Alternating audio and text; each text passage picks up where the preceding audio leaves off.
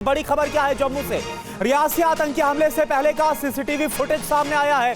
CCTV में नजर आ रही श्रद्धालुओं की बस पर आतंकवादियों ने 30 से 40 राउंड फायरिंग की है।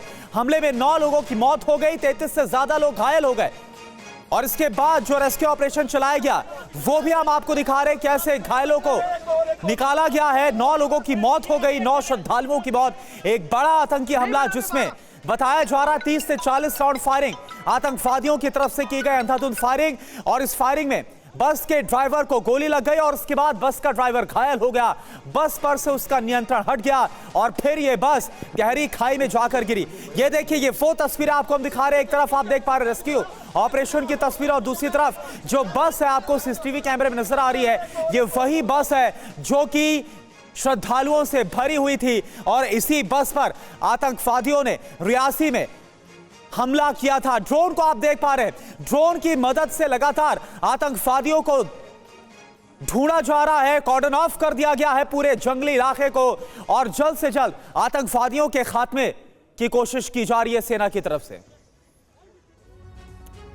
और आप 2 तस्वीरें हम आपको दिखा रहे थे, एक हमले से पहले का जिसपे सीसीटीवी तस्वीरें हैं जिसमें बस आती हुई नजर आ रही है और श्रद्धालुओं से भरी ये वही बस है जिस पर घात लगाए आतंकियों ने हमला किया। दूसरी तस्वीर के बाद की है जब बस खाई में जाकर गिर जाती है। ये 2 तस्वीरें दिल को दहला देने वाली है और आतंकी हमले से रियासी का ये पूरा इलाका दहल गया है। एक बहुत ही अनफॉर्चुनेट इंसिडेंट हुआ है और ये इनिशियली जो हमें रिपोर्ट्स आई वो यही है कि मिलिटेंट्स घात लगाए बैठे थे और उन्होंने उस बस के ऊपर फायर किया जो कि शिवखोड़ी से निकली थी और टुवर्ड्स कटरा जा रही थी। उसकी वजह से जो ड्राइवर है उसका बैलेंस जो है वो बिगड़ा और वो नीचे बस जो है वो खाई में चली गई। रेस्क्यू ऑपरेशन जो है वो अभी कंप्लीट किया जा चुका है। 9 are feared dead right now and 33 injured हुए हैं। उनको इमीडिएटली नारायणा हॉस्पिटल और डिस्ट्रिक्ट हॉस्पिटल रियासी के लिए एम्बुलेंसेस को निकाल दिया गया है। और चलिए अब आपको बताते हैं कि रियासी में आतंकवादी हमला कैसे हुआ। सीधे बिग वॉल का रुख करते हैं और बिग वॉल के जरिए आपको एक एक जानकारी, एक एक इंफॉर्मेशन इस हमले के बारे में देते हैं। शिवखोड़ी गुफा के दर्शन करके लौटते वक्त आतंकवादियों ने हमला किया। आपको तस्वीरें दिखा रहे हैं। शिवखोड़ी से कटरा जा रही बस पर ताबड़तोड़ फायरिंग की जाती है। 40 से 50 राउंड फायरिंग की गई। विपिन जी बिल्कुल, और देखिए घात लगाए आतंकियों ने करीब 30 से 40 राउंड इस बस पर फायरिंग किया जिसमें ड्राइवर को गोली लगने से उसने बस पर कंट्रोल खो दिया और बस खाई में जाकर गिर गई। बस अनियंत्रित होकर 200 फीट गहरी खाई में जाकर गिरी। जो जानकारी सामने आ रही, यूपी, दिल्ली, राजस्थान के लोग इस बस में सवार थे। ये सभी श्रद्धालु थे। जी बिल्कुल, और रविवार शाम कंडा त्रैट इलाके में चंडी मोड़ के पास ये अटैक किया गया जब ये बस शिवखोड़ी जा रही थी। इलाके की फिलहाल घेराबंदी कर आतंकियों की सुरक्षा एजेंसियां तलाश जारी कर चुके हैं। और अब आपको जम्मू के रियासी में हुआ आतंकी हमले की वो तस्वीरें दिखा रहे हैं। आप जरा समझिए कैसे आतंकवादियों को बस के आने का वक्त, रास्ता सब कुछ पहले से पता था, लिहाजा वो घात लगाकर बैठे थे, इंतजार करते रहे बस के अंदर आने, बस के पास आने का। शिवखोड़ी से श्रद्धालुओं से भरी इस बस में 40 से 50 श्रद्धालु सवार थे। आतंकवादियों को पता था इस बस पर हमला करके वो दहशत फैला सकते हैं। और फिर क्या था, बस पर गोलियों की बौछार कर दी गई और इसके बाद बेकाबू होकर बस खाई में गिर गई और मौके पर चीख पुकार मच गई। आनन फानन में एम्बुलेंस और सुरक्षा बल मौके पर पहुंचे। रेस्क्यू ऑपरेशन को अंजाम दिया गया। रस्सियां नहीं थी तो कपड़े की अस्थायी रस्सियों के जरिए बस में फंसे लोगों को निकाला गया।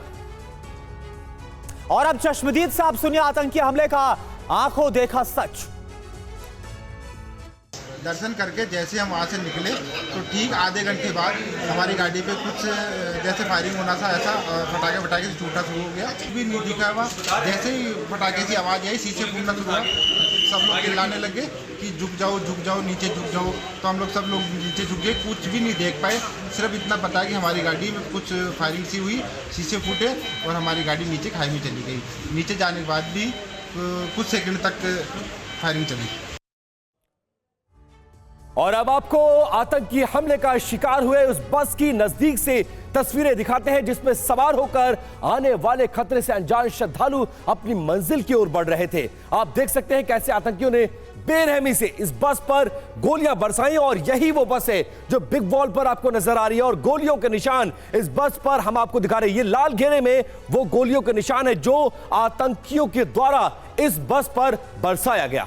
बिल्कुल, ये देखिए श्रद्धालुओं से यहां पर आप देखिए, ये भी आपको गोलियों के निशान नजर आ रहे। बताया जा रहा है कि 30 से 40 या 50 राउंड फायरिंग की गई है इस बस पर और 40 से 50 श्रद्धालु यहां पर भी आप देखिए, ये सारे निशान आपको हमले के एक एक करके हम आपको दिखा रहे हैं किस तरह से अंधाधुंध फायरिंग की गई। श्रद्धालु खुद बोल रहे हैं कि जैसे फायरिंग शुरू हुई वो सभी नीचे झुक गए। जी बिल्कुल, और एक और बड़ी खबर आ रही है, जम्मू रियासी में आतंकियों के फिलहाल सुरक्षा एजेंसियां तलाश शुरू कर चुकी हैं। सेना के हेलीकॉप्टर हमलावरों को तलाश रहे हैं। सुरक्षा बलों की एक बड़ी टीम ऑपरेशन में जुटी हुई है और सुरक्षा बलों को आशंका है कि इन्हीं जंगलों में कहीं ना कहीं वो आतंकी छिपे हुए हैं जिनकी तलाश फिलहाल तेज कर दी गई है। और इस आतंकी हमले को लेकर एक्सपर्ट्स क्या कहते हैं हम आपको अब सुनाने जा रहे हैं। लगता है पाकिस्तान जो है वो प्राइम मिनिस्टर नरेंद्र मोदी के तीसरी बार प्राइम मिनिस्टर बनने से नाखुश है, इसीलिए उसने अपने जो टेररिस्ट हैं उनको संदेश देकर एक निहत्थे लोग जो टूरिस्ट बस है उसके ऊपर फायरिंग करवाई है। जब तक पाकिस्तान के खिलाफ प्यूनिटिव एक्शन नहीं लेंगे तब तक जो है पाकिस्तान ऐसे ही टेररिस्ट जो है अटैक्स करवाता रहेगा। बहुत सारे सिक्योरिटी ड्रिल्स कैरी आउट किए गए थे, इस पूरे इलाके को सिक्योर किया था, क्योंकि ये जो महीने हैं ये महीनों में यूजुअली जो यात्री जाते हैं, तीर्थ यात्री जो जाते हैं वो अलग अलग तीर्थ क्षेत्र में, जम्मू में जाते हैं, कश्मीर में जाते हैं। इतने महीनों से जम्मू कश्मीर शांत था, कोई आतंकवादी घटना नहीं हुई थी, तो आतंकवादियों का इस तरह से घात लगाकर इस बस को टारगेट करना ये एक बहुत बड़ी बात हो गई है। और वहीं रियासी आतंकी हमले पर सियासत भी हो रही है। एनसीपी ने कहा 370 हटने का असर है, शिवसेना यूबीटी की मांग, हाई लेवल बैठक करे प्रधानमंत्री। जब इस प्रकार की घटनाएं होती हैं तो स्वाभाविक बात है कि उन्होंने जिस प्रकार से कश्मीर से अब राजौरी, पुंछ, रियासी इस तरफ अपना गेम प्लान करना शुरू किया गया है, तो ये चिंता का विषय है। मुझे लगता है कि जल्द उन लोगों को मार गिराया गया। आप बार बार कहते हैं कि धारा 370 हटने के बाद जम्मू कश्मीर में अब आतंकवादी गतिविधि समाप्त हो गई है। ऐसी घटनाओं से हम सबको निजात कब मिलेगी? आपके शपथ समारोह के बाद आप एक हाई लेवल की बैठक कीजिए। ये जो इस तरह की जो घटना हो रही है ये इस बात को एक्सपोज कर रही है कि जो कुछ इनका दावा था कि हम पूरी तरह से वहाँ के कानून व्यवस्था, वहाँ की विधि व्यवस्था पर नियंत्रण है, वो गलत है। और देखिए, जहां पर आतंकी हमला हुआ वहां से अंकित भट्ट इस वक्त हमारे साथ लाइव जुड़े हुए हैं। अंकित, लगातार जो आतंकवादियों के खिलाफ ऑपरेशन है वो वहां पर चलाया जा रहा है, आप खुद वहां पर मौजूद है, जरा तस्वीरें भी दिखाइए और बताइए कि आतंकवादियों के खिलाफ कैसे कार्रवाई हो रही है अब। बड़े पैमाने पे कोऑर्डिनेट सर्च ऑपरेशन चलाया जा रहा है। जम्मू कश्मीर पुलिस के स्पेशल ऑपरेशन ग्रुप, सीआरपीएफ, उसके साथ साथ भारतीय सेना जॉइंट ऑपरेशन कर रही है ताकि इन घने जंगलों में जितने आतंकी हैं उनकी दर पकड़ की जा सके। कल 6:10 पे ये आतंकी हमला होता है। जो सूत्र है वो बताते हैं कि 20 से 30 राउंड आतंकियों की तरफ से बस के ऊपर किए गए, जिसके बाद जो ड्राइवर है वो नियंत्रण खो बैठता है और गहरी खाई में बस गिर जाती है, जिसकी तस्वीरें हमने ग्राउंड जीरो से दिखाई। जम्मू कश्मीर पुलिस के जवान यहां पर तैनात है। अब ड्रोन के जरिए जो है वो यहां पर मदद ली जा रही है ताकि इन घने जंगलों में जितने आतंकी अगर छुपे हुए हैं उनका खात्मा जो है वो जल्द से जल्द किया जा सके। सूत्र ये भी बताते हैं कि 2 से 3 आतंकी जिन्होंने इस कायराना हरकत को अंजाम दिया। अब आप तस्वीरें देखिए, यहाँ पर ड्रोन का इस्तेमाल जो है वो यहाँ पर किया जा रहा है, यानी कि तीसरी आंख का इस्तेमाल अब सुरक्षा बलों की तरफ से किया जा रहा है ताकि इस पूरे इलाके को सैनिटाइज किया जाए। हालांकि जम्मू कश्मीर पुलिस, सीआरपीएफ, सेना जो है वो लगातार कोऑर्डिनेट सर्च ऑपरेशन तो चला रही है, लेकिन तीसरी आंख का जो तीसरी आंख से अब नज़र रखी जाएगी इन घने जंगलों में ताकि पूरी तरीके से इन घने जंगलों को भी सैनिटाइज किया जा सके, ये देखा जा सके कि कहीं यहाँ पर कोई नेचुरल केव तो नहीं है जहाँ पर आतंकी छुपे हुए हैं। इससे पहले भी हमने देखा था। बिल्कुल अंकित, आप वहीं उसी मौके पर खड़े हैं जहां पर यह आतंकी हमला हुआ था और फिलहाल सुरक्षा बलों ने ऑपरेशन तेज कर दिया और आतंकियों की तलाश शुरू कर दी है। बहुत शुक्रिया इस जानकारी के लिए, आप नजर बनाकर रखिएगा। आगे बढ़ते हैं और अब मुंबई का रुख करते हैं। मुंबई में मानसून की पहली बारिश से मुसीबत बढ़ गई है। लगातार हो रही बारिश से जगह जगह पानी भरा हुआ है। दादर, दहिसर समेत कई इलाकों में पानी भर गया। तस्वीरें आपके सामने। पहली बारिश और पहली बारिश में ही मुंबई का हाल बेहाल हो गया है। सड़कों पर पानी भर गया है, आवागमन बुरी तरह से प्रभावित हुआ है। और मुंबई में लगातार हो रही बारिश के बाद शहर की रफ्तार थम गई है। दहिसर इलाके में पानी भर जाने से लोगों को भारी परेशानी का सामना करना पड़ रहा है। जगह जगह पानी भर जाने से जनजीवन अस्त व्यस्त हो गया है, जैसा कि आप इस वक्त तस्वीरों में भी देख पा रहे हैं।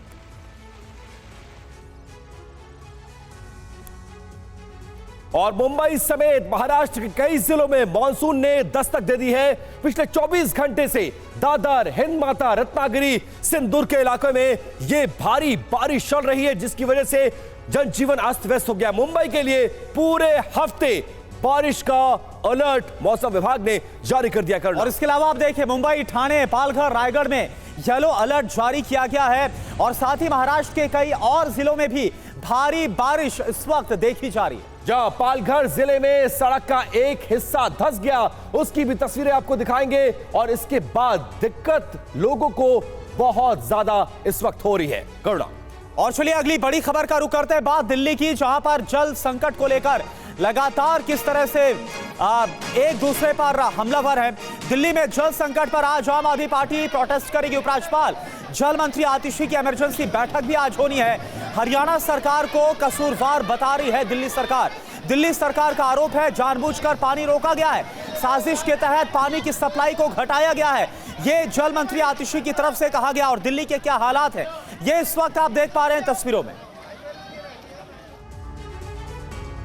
और अब आपको आगे बताते हैं कि हरियाणा सरकार पर आतिशी ने क्या कुछ आरोप लगाया है। देखिए क्या कुछ आरोप लगाया गया है। कहा गया है कि मोनक करनाल से 1050 क्यूसेक से कम पानी ये छोड़ रहे हैं, जो कि पहले से जो करार है उसका उल्लंघन है। 1 जून से लगातार पानी का प्रवाह घटाया जा रहा है, जिसकी वजह से दिल्ली में ये जल संकट बना हुआ है। और देखिए पानी ना सप्लाई करके दिल्ली का जो हक है वो मारा जा रहा है, इस बात का आरोप लगाया गया हरियाणा पर। हरियाणा सरकार गंदी राजनीति कर रही है, ये कहा गया है।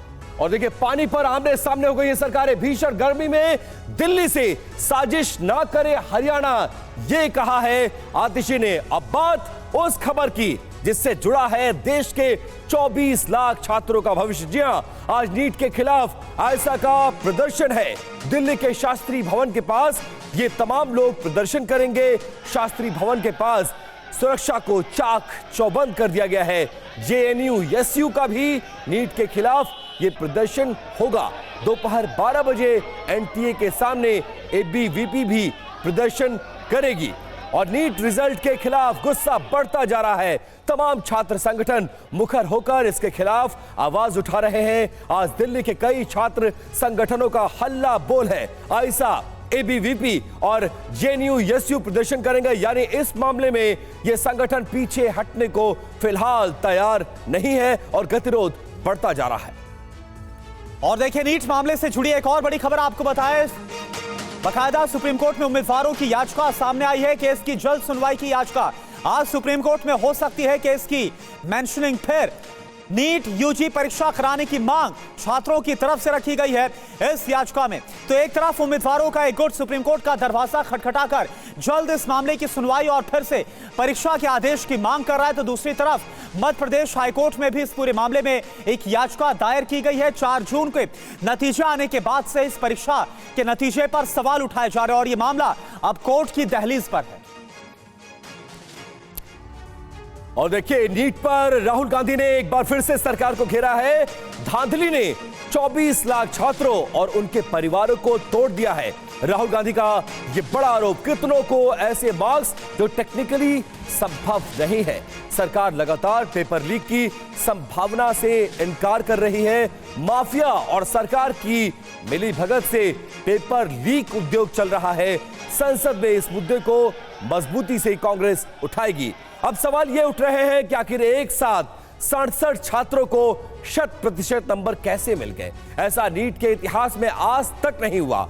एक दो छात्र टॉपर बनते हैं, मगर इस बार जो हुआ वो सच में सोच में डालने वाला है। दूसरा सवाल यह उठ रहा है कि एक ही सेंटर से 8 टॉपर कैसे बन गए। छात्रों का आरोप है कि पूरे का पूरा सेंटर ही मैनेज था। 8 में से 6 को 720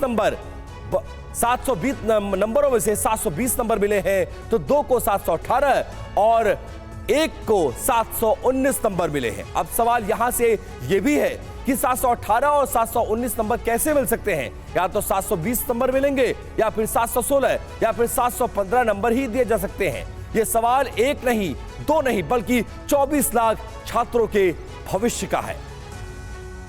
और आप जरा समझिए कि आखिर 718 और 719 अंक पर यह सवाल क्यों इतना उठाया जा रहा है। उदाहरण एक पहला आपको दिखाते हैं। संभावित अंक 720, 716 या 715 ही हो सकते हैं। यह जानकारी नीट परीक्षा में दरअसल हर सवाल 4 अंक का होता है, लेकिन अगर एक गलत जवाब दिया गया तो नेगेटिव मार्किंग होती है और 1 नंबर कट जाता है, जो जानकारी सामने आ रही है। जी बिल्कुल, और इसी के बाद से इस पूरे परीक्षा पर ही अब करोड़ों सवाल खड़े होने शुरू हो चुके हैं। देखिए उदाहरण, फिर से एक उदाहरण के जरिए समझाने की कोशिश करते हैं। कुल अंक 720 है, एक सवाल का जवाब नहीं देने पर -4 हो जाते हैं, यानी 716 अंक ही मिल सकते हैं। अब देखिए दूसरा उदाहरण क्या है।